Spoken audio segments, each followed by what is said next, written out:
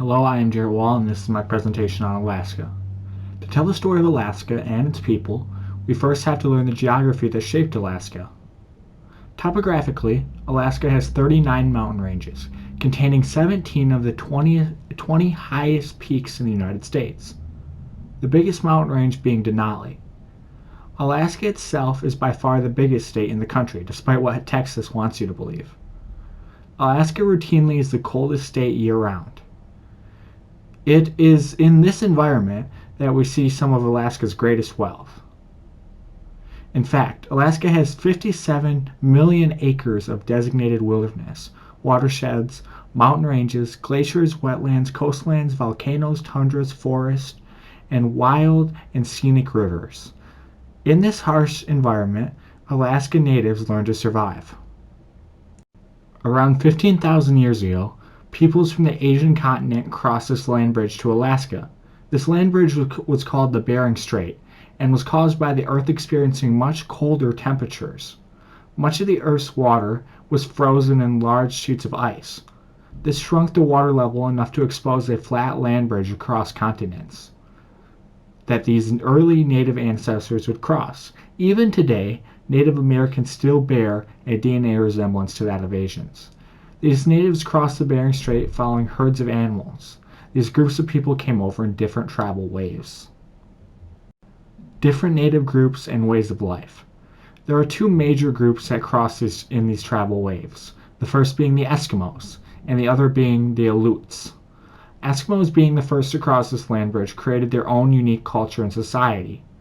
To adapt to their landscape and extreme weather conditions, both of these peoples were shaped by their surroundings, and thus had very similar lifestyles. Both of these people are famous for their thick fur parkas that would help them keep them warm.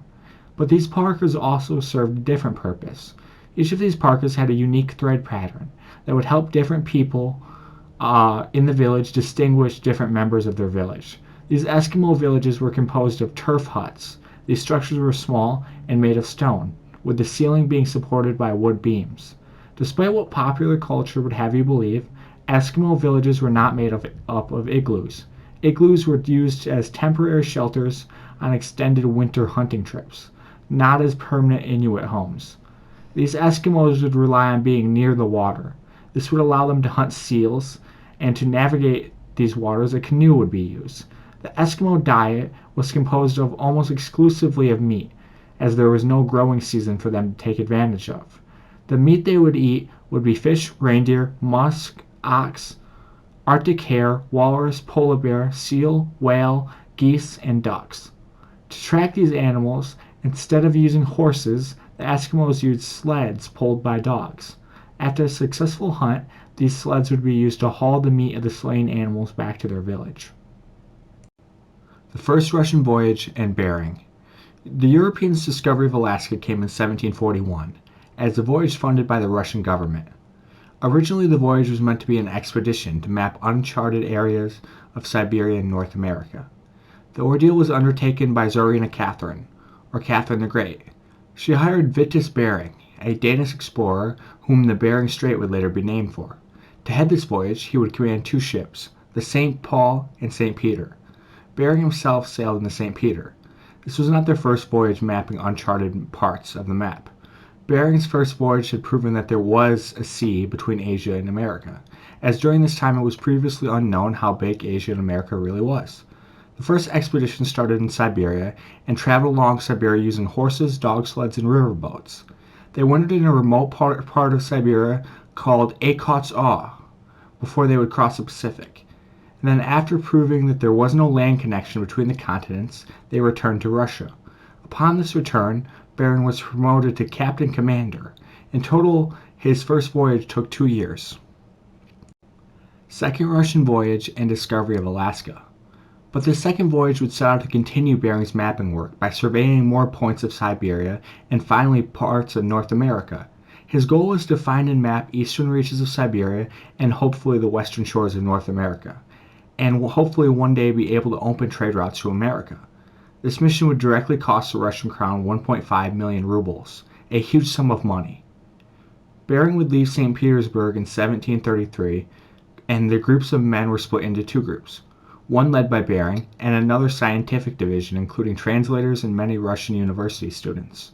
Russia under Peter the Great and later Catherine the Great was desperately trying to modernize and produce academics like their Western European counterparts. This can be seen as a major factor in their willingness to spend on lavish scientific missions like this. They traveled through Siberia using ice boats as well as sleds. To further add to the difficulty of this journey, here is my interview talking about this very subject. The whole colonization thing, and it's really quite extraordinary what they pulled off. He sends a group, right, led by Bering, who happened to be Danish, and he sends them on this expedition across Russia, which is kind of pretty massive in itself, and then they go, once they get to Siberia, they got to cross over to Kamchatka, which is this California-sized peninsula. Okay. And then they got to do it twice. It worked the first time, which is an amazing feat. And the whole way they're going, that's not like a straight line, because they're going along the river, so they're kind of doing this strange cross section of Russia, and they're encountering the indigenous people of Russia, and dealing with that, and that in itself is this extraordinary feat. And then they got to deal with the Chinese, the Manchus, and so the Manchu were kind of a minority, if you will, of Chinese. The Han Chinese are make up most of the majority of the population of China, but the Manchu were a minority, a ruling minority. It'd be like if the Iroquois decided to take over New York as their own.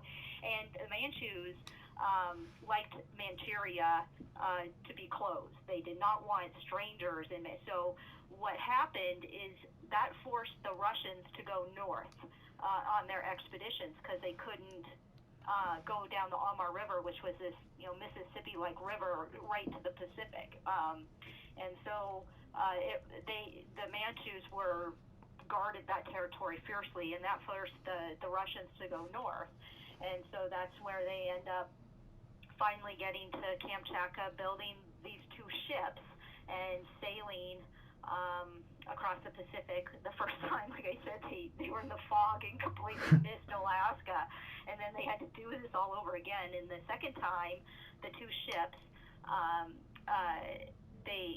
Kirchhoff and Bering, they completely lose sight of each other, and they never find each other again. Kirchhoff, he ends up kind of about in southeast Alaska. The story goes that they see Tlingit. They're not happy about these guys being here. He probably yells, "Get out now," if we could interpret what he was saying. And they send a ship in to find out what's going on, and they never come back. They send a second ship. They never come back. And so that was it. They're like, okay, we're out of here. Bering, on the other hand, did set, they had hit landfall at Kadiak Island, which is not far, actually, from where Kirchhoff's men were. And he had on board a really important biologist named Wilhelm Steller. And Steller was a German, and it's going to be Steller in a matter of hours was able to identify several species that have his name now, like the Steller blue jay, the Steller sea lion, and sadly he identified the sea cow, which the Russians will eventually hunt into extinction. Yeah. Yep. And of course, what's driving them is the furs, right? So the furs are currency for Russia, and the other important thing too is that understand Russian settlement of Alaska. When Bering returned, word of Alaska and the great beaver population there spread, and in 1743 Russian sailors began to travel to Alaska. These trips were not simple journeys. The voyage would normally take around 2 years. These sailors would need to get enough furs to make up for this large amount of time and effort. To help service this new industry, trading posts began to crop up in both Siberia and Alaska. Eventually, these trading posts would spawn whole towns and settlements. Unlike other settlements by different countries, Russian settlements began solely as a private business venture, similar to what the English would do in India. Russian mistreatment of the natives.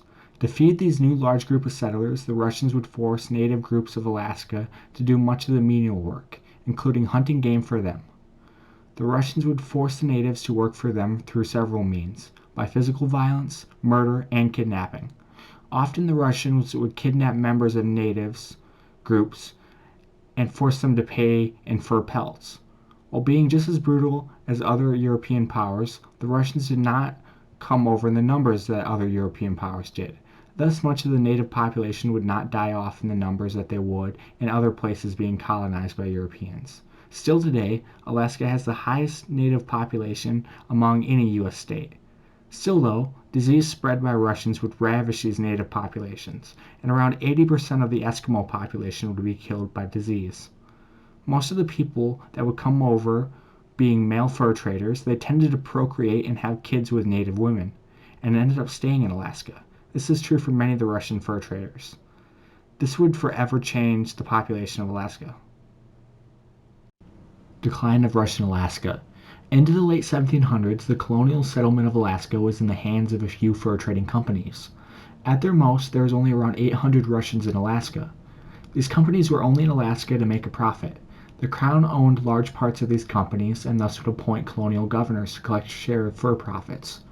But by the late 1700s to the early 1800s, the animal population steeply declined due to pressure inflicted by the Russian demand. The Russian provincial governor and these companies would push native groups harder and harder in attempts to garner more pelts. This hunting pushed many species dangerously low and would wipe out other species like the sea cow. And by the 1830s, the monopoly on pelts was gone, as Russia began to lease access of the Alaskan border to British fur trappers. This colonial system that the Russians implemented was less and less profitable, and as profit was the only reason for Russian settlement, the future of this colony looked bleak. Russian sale of Alaska. American incursion into Alaska was not a new thing. America was a new country, hungry to expand. Most importantly, America was a country of business, and when there was profit to be made, America was there. Many American settlers would illegally cross into Russian Alaska in attempts to obtain further pelts. It also helped that the border of this northwestern area was very fuzzy at the time, but by 1824, the Russo-American Treaty would say that the rights to any trappings above the 54th 40 latitude would belong to Russia, while the U.S. had any rights below this line. But this would not stop both Americans and British Canadians from crossing into Russian territory, as the seat of Russian power in St. Petersburg was too far away to enforce these treaties. In the 1860s, Russians viewed their attempts to colonize Alaska as a failed endeavor. The colony had not been profitable, and a very reduced animal population made it hard to get the pelts they needed to turn a profit. Also, incursion by both Brits and Americans made this, and Russia's long distance away made it very hard to defend this colony. Russia, whom had just fought the Caucasian War, was indebted and needed a way to raise money, so the obvious answer was to sell a colony that it did not need. But Russia was not going to sell to England, the obvious suitor for this land, because the Caucasian War that it just fought was against England, so America was the obvious pick. In total, Russia sold to the U.S. Alaska for $7.2 million at the price of 2 cents an acre, equivalent to $127 million today. Alaska under new owners and Seward's folly. William Seward, the Secretary of State, would negotiate the price of this new territory. Many believed at this time that this price was idiotic, hence why this deal would be called Seward's folly. While it is easy to scoff at this notion now, we have to remember that at this point Alaska had not been profitable at all, and paying $7.2 million seemed exorbitant. At first, this new territory of Alaska would be governed by the military until the 1900s. Further Alaskan gold rushes would bring new American settlers and prove that William Seward's purchase had not been a folly. And today, every March 30th, Alaskans celebrate Seward's Day. And in January 3rd, 1959, Alaska would join the Union and become the 49th state. In conclusion, Russian Alaska, a colony founded to be profitable, would not be profitable until almost 200 years later, at the hands of a completely different country. And its profitability would come at the hands of its geography, the very thing that shaped both its people and its future. This has been my presentation on Alaska. Here are my sources, and here are my JSTOR sources.